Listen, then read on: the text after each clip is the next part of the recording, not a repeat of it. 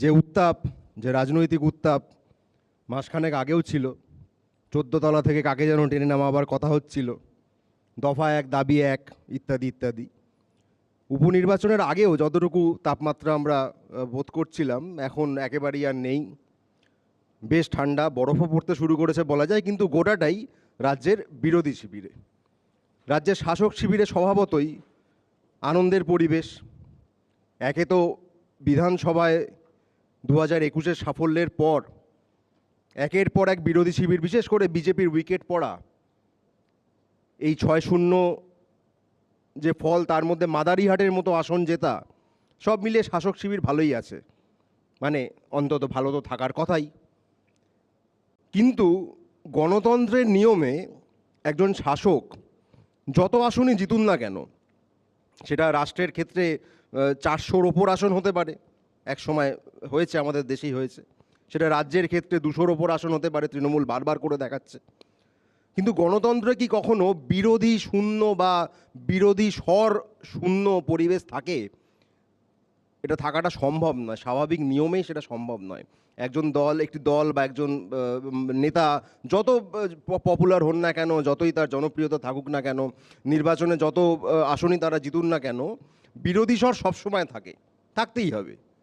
সাধারণ মানুষ তার নিজস্ব নিয়মেই সমর্থন যেমন করতে পারেন, একাংশ তারা বিরোধিতাও করবেন। কিন্তু আমাদের রাজ্যের দুর্ভাগ্য হলো যে আমাদের এখানে আসন সংখ্যার নিরিখে আজকে বিজেপি 66-তে দাঁড়িয়ে, যদি আমার খুব ভুল না হয়, যদি আমার ভুল, বিজেপির কেউ ভাঙাতেও পারবেন না, কারণ তারা নিজেরাও জানেন না যে তাদের আসন সংখ্যাটা আসলে কত। মানে এখন ঠিক যদি 66 হয়ও, 1 ঘন্টা পর, 2 ঘন্টা পর, কালকে সকালে গিয়ে সেই 66টা নাও থাকতে পারে, এটা নিজেরাও তারা জানেন। কারণ এখন যিনি বিজেপি, কালকে তিনি বিজেপি নাও থাকতে পারেন।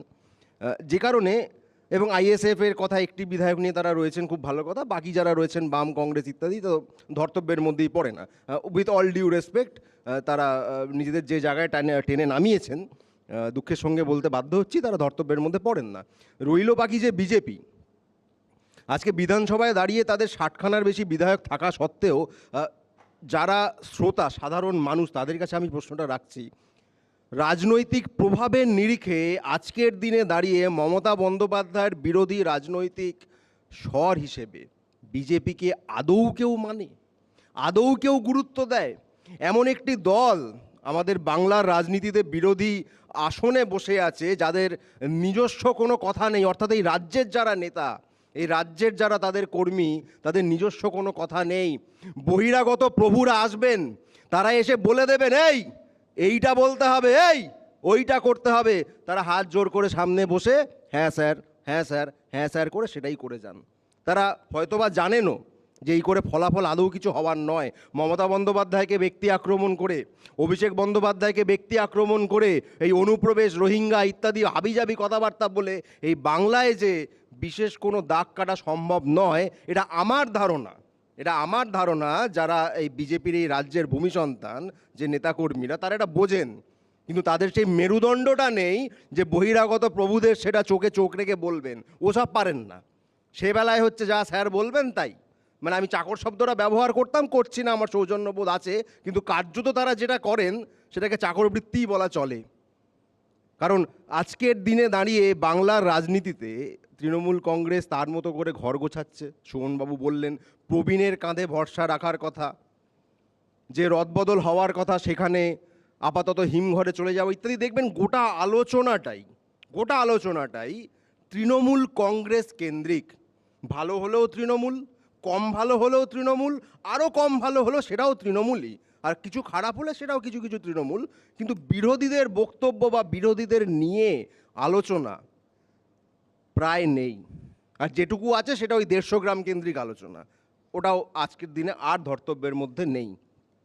একটি বিরোধী রাজনৈতিক দল বা দুটি বিরোধী রাজনৈতিক দল, তিনটি বিরোধী রাজনৈতিক দল, তারা মিলে শাসক দলকে প্রশ্ন করবেন, সমালোচনা করবেন, আন্দোলন করবেন, সবটাই করবেন।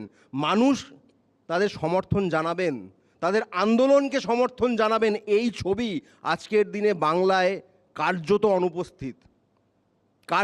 অনুপস্থিত গণতন্ত্রের সেই চেনা ছবি, যেটা মমতা বন্দ্যোপাধ্যায় তিনি বিরোধী নেত্রী থাকাকালীন আমরা প্রতিনিয়ত দেখতে পেতাম। দেখুন, ভোট দিয়ে নির্বাচনের মাধ্যমে মানুষ শুধুমাত্র শাসককে বাছেন না, তিনি বিরোধীকেও বেছে নেন। এটা বোধহয় বাংলার মানুষের চরম দুর্ভাগ্য যে এমন বিরোধীকে বেছে নিয়েছেন যে বিরোধিতাটাও ঠিক করে করতে জানে না। আজকে ঝাড়খণ্ড বা মহারাষ্ট্র, সেখানকার নারীদের, সেখানকার মহিলাদের মাসে মাসে কিছু cash benefit, direct cash benefit transfer যাই বলুন, যে প্রকল্পের কথা আমাদের আজকের আলোচনার একটি অঙ্গ হিসেবে রয়েছে, অনুদান বলা হচ্ছে, ঝাড়খণ্ডে সেটা সেখানকার সরকার করেছেন, সেটা অস্বাভাবিক কিছু নয়। মহারাষ্ট্রে লোকসভায় খুব খারাপ ফল করার পর সেখানকার বিজেপি জোট সরকার, তারাও একই প্রকল্প শুরু করেছে, যেটাকে এই বাংলার বিজেপি নেতারা 2021-এ মমতা বন্দ্যোপাধ্যায় লক্ষ্মীর ভাণ্ডার চালু করার পর প্রতিদিন যা নয় তাই বলে গেছেন। ভিক্ষা বলেছেন, ভোট কেনা বলেছেন, কার্যত বাংলার মায়েদের বোনেদের ভিখারি বলেছেন, কিন্তু নিজেরা একই কাজ করেছেন। এবং সেটা কখন করছেন? মাননীয় প্রধানমন্ত্রী এই ভাতা বা অনুদান যাই বলুন, সরাসরি মানুষের হাতে টাকা পৌঁছে দেওয়াকে যখন রেউড়ি বলছেন, রেউড়ি সংস্কৃতি, অর্থাৎ মাননীয় প্রধানমন্ত্রী নিজে যা বলেন তার দলের নেতারা ভোট আসলে সেটা ভুলে যান। হ্যাঁ, আমি সেই অজিত পাওয়ারের প্রসঙ্গ বাদই দিলাম, তাকে ভারতের সবচেয়ে বড় চোর বলে দলে নেওয়া, এখন জোটে সরকার ইত্যাদি, সেটা বাদ দিলাম। রেউড়ির প্রসঙ্গ ভাবুন, তৃণমূল কংগ্রেস যে প্রতিশ্রুতি 2021-এর নির্বাচনে দিল সেটা তারা পালন করলো। লক্ষ্মীর ভাণ্ডার হতে পারে, স্বাস্থ্যসাথী হতে পারে, একাধিক জনমুখী প্রকল্পের কথা তৃণমূল কংগ্রেস যা যা প্রতিশ্রুতি দিয়েছে প্রত্যেকটি তা পালন করতে করতে করতে করতে গেছে। কোথাও অভিযোগ রয়েছে, অভাব রয়েছে, থাকবেই, স্বাভাবিক। একটি জনকল্যাণকামী রাষ্ট্রে সরকারের এটা দায়িত্বের মধ্যে পড়ে বলে আমি মনে করি যে সাধারণ মানুষের অভাব, অভিযোগ, প্রয়োজনে সরাসরি হাতে টাকা দিয়ে হলেও মেটাতে হয়। বাংলার মানুষের মাথার ওপর ছাদের যে টাকা, সেই টাকা 2021 সালে বিজেপি হেরে যাওয়ার পর বন্ধ হয়ে গেল। বন্ধ হলো কেন? না, এখানকার বিজেপি নেতা বললেন যে টাকা বন্ধ করে দাও, এবং সেখানকার দিল্লির নেতারা বন্ধ করে দিলেন। কি না চুরি হয়েছে, খুব ভালো কথা, চুরি হয়েছে। একের পর এক কেন্দ্রীয় টিম পাঠালেন, তার কোনো রিপোর্ট কেউ দেখতে পেল না, কিন্তু চুরি হয়েছে। চুরি হয়েছে তো ভাই এফআইআর করো, যে চুরি করেছে তাকে ধরো, সেসব নেই, টাকাটা বন্ধ। বাংলার মানুষের 100 দিনের কাজ, সেই টাকাটা বন্ধ। ভুয়ো জব কার্ডের অভিযোগ, শুভেন্দুবাবু বলছেন 2 কোটি ভুয়ো জব কার্ড, ওদিকে পার্লামেন্টে তথ্য দেখাচ্ছে 1 নম্বরে উত্তরপ্রদেশ, লক্ষ লক্ষ ভুয়ো জব কার্ড, আর পশ্চিমবঙ্গের ক্ষেত্রে সেটা লাখের ধারে কাছে যাচ্ছে না। এটা পার্লামেন্টে তথ্য দিচ্ছে, কিন্তু টাকাটা বন্ধ। আজকে রাজ্যের সরকার নিজের তহবিল থেকে এই মাথার ওপর ছাদ, আবাস যোজনা এবং 100 দিনের কাজের প্রকল্পে তারা চেষ্টা করছে মানুষকে সাহায্য করবার, অথচ যে টাকাটা ইউনিয়ন সরকার অর্থাৎ বিজেপি সরকারের দেওয়ার কথা, সেটাও তো বাংলার মানুষেরই টাকা। সেই টাকাটা করের মাধ্যমে ইউনিয়ন সরকার নিয়ে আমাদেরকে ফেরত দেয়, এটা নিয়ম।